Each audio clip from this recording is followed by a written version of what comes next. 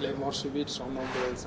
Les hypertendus font beaucoup d'accidents cardiovasculaires. Les AVC rendent nos patients impotents sur le plan fonctionnel.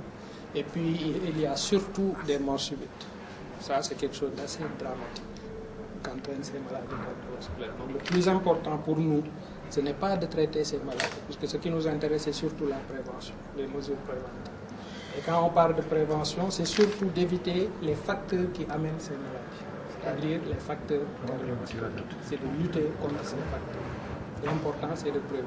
Et la première mesure préventive, c'est de connaître ces facteurs de gravité.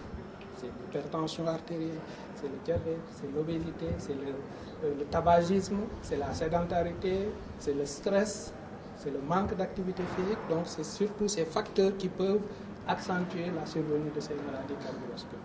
Et une fois que ces facteurs sont connus, prendre les mesures qu'il faut pour lutter contre.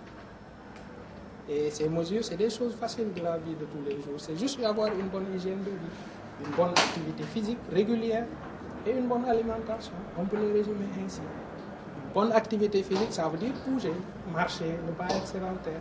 Et surtout avoir une bonne alimentation. Les maladies cardiovasculaires des adultes, c'est les accidents vasculaires cérébraux, les crises cardiaques, les morts subites. Pour les enfants, il y a la mort subite, mais pour les enfants, c'est surtout les problèmes de valves. Quand elles sont atteintes, le seul moyen de traitement à terme, c'est de les changer. C'est une chirurgie à cœur ouvert, très coûteuse, à coût de millions. Et pour les éviter, évitons les angines chez les enfants.